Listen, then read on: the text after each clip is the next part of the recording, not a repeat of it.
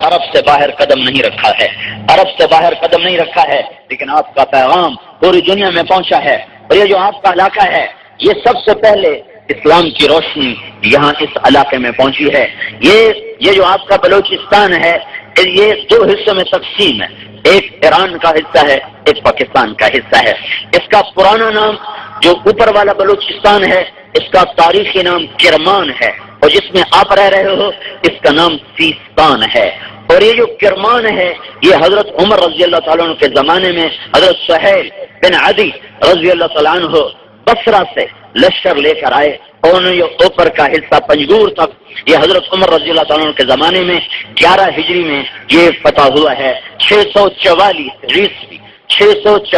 عیسوی 633 میں ہمارے نبی کا انتقال ہوا ہے، تو 11 سال کے بعد یہ حضرت عمر کا زمانہ ہے۔ 11 ہجری میں حضرت سہیل بن عدی رضی اللہ تعالیٰ عنہ نے یہ اوپر والا، یہ مکران کا حصہ اور یہ ایران کا جو بلوچستان ہے، یہ انہوں نے فتح کیا ہے۔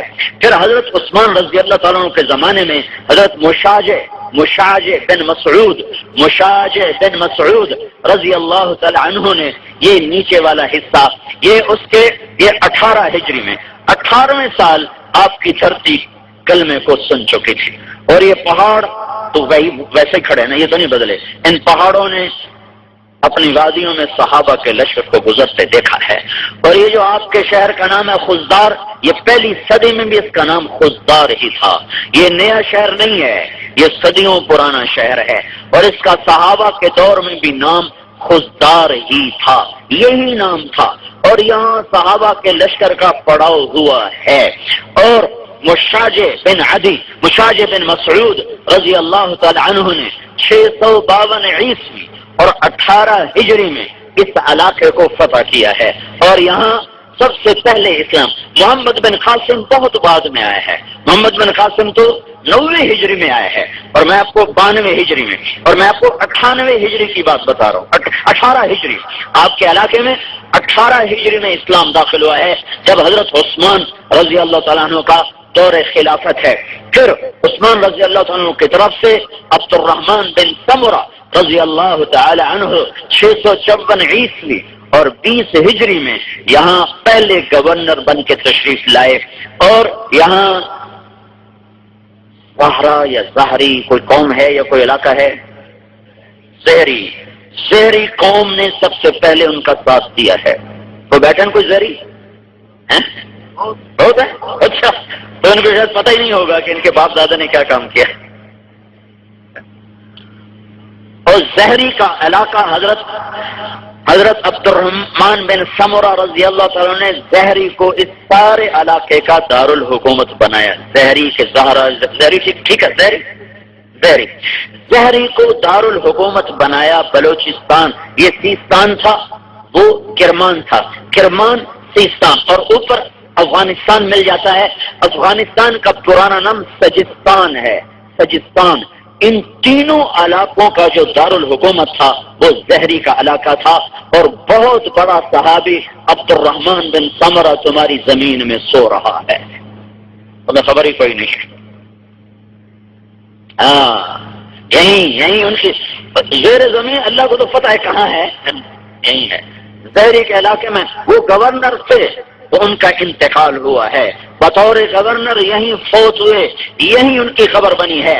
حضرت عثمان رضی اللہ تعالیٰ عنہ کی شہادت تک وہ یہاں کے گورنر تھے، اور یہیں ان کا انتقال ہوا ہے، اور یہیں ان کی کہیں خبر ہے۔ بلوچستان کے پہاڑ اور یہ دھرتی اگرچہ اس کے اوپر سبزہ نہیں ہے، پر اس کے نیچے بہار ہی بہار ہے، کہ اس میں صحابہ سو رہے ہیں۔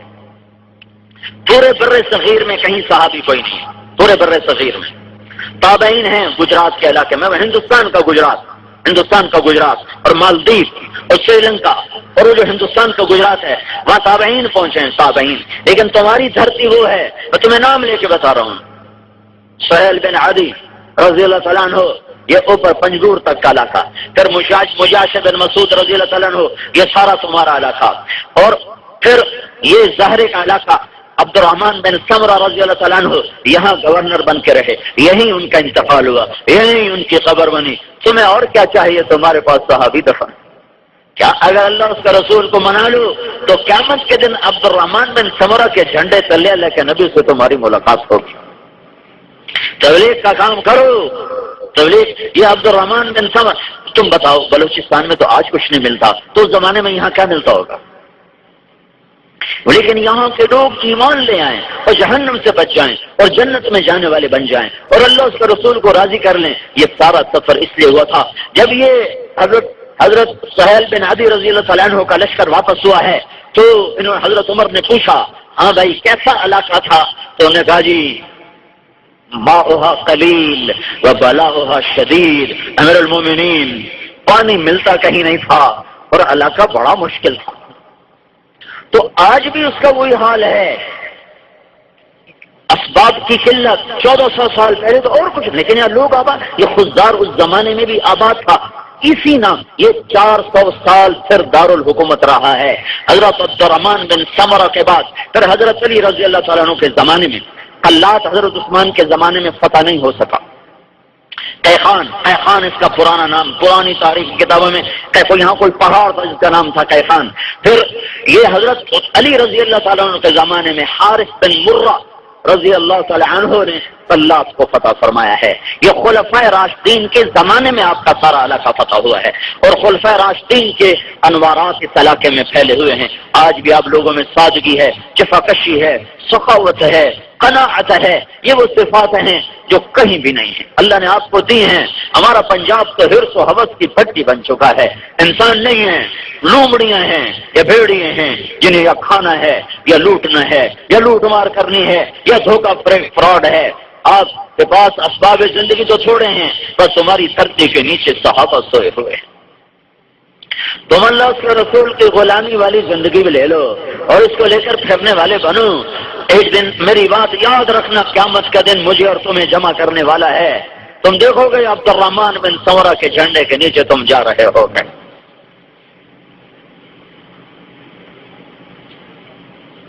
حارث بن مرہ رضی اللہ تعالیٰ عنہ نے قلات کو فتح کیا ہے.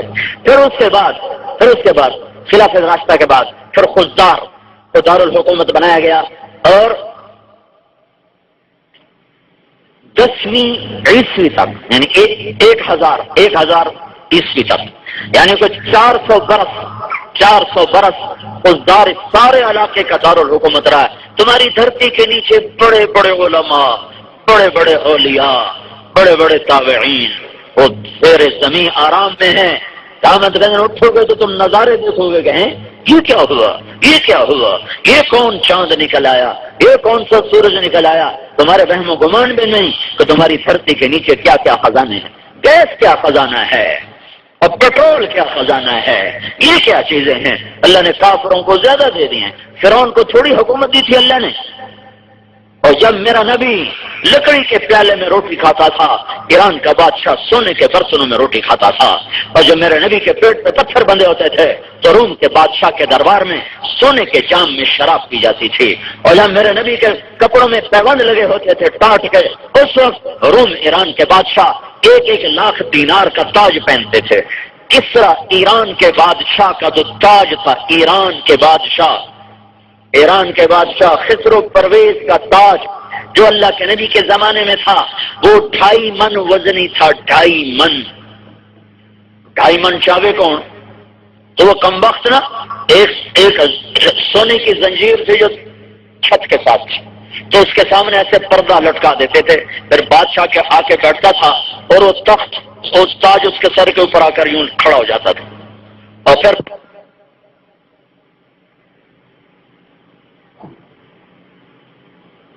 کوئی بڑا سب سے بڑا سرمایہ ہے.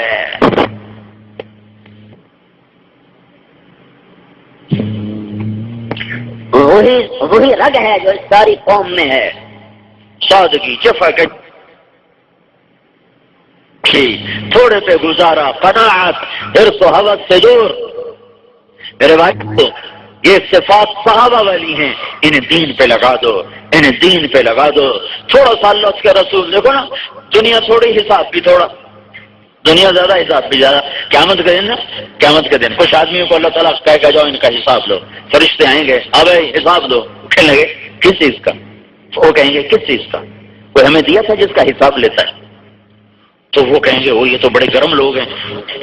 وہ آ کر اللہ سے کہیں گے یا اللہ، وہ تو آگے الٹا ہم پر ناراض ہو رہے ہیں کہ کس چیز کا حساب لیتا، ہمیں دیا کیا تھا؟ مال تو اوروں کو دیا تھا، ہمیں کیا دیا تھا؟ تو اللہ تعالیٰ کیا کہیں گے، بلاؤ سارے آ جائیں.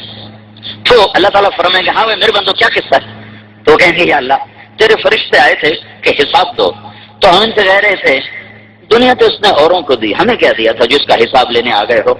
تو اس پر اللہ تعالیٰ، اللہ اکبر، اللہ تعالیٰ ان سے معذرت کرے گا. سبحان اللہ. جیسے کوئی معذرت ہم ایک دوسرے سے کرتے ہیں، کہے گا میرے بندو اما انی لم ازع عنکم الدنیا لہوان بکم علی، میرے بندو میں نے تمہیں دنیا سے دور رکھا میری عزت کی قسم، اس لیے نہیں کہ تم میری نظروں میں چھوٹے لوگ تھے، اس لیے کہ میں تمہیں آج بہت بڑی عزت دینا چاہتا تھا. تم دیکھو کہ میں مالداروں کو حساب میں پکڑوں گا، جاؤ بے حساب میری جنت میں چلے جاؤ، ساری جنت تمہاری ہے. جب جنت کا دروازہ کھولے گا تو میرے نبی نے کہا سب سے پہلے میں جاؤں گا اور میرے ساتھ میری امت کے غریب لوگ میرے ساتھ ساتھ چلیں گے.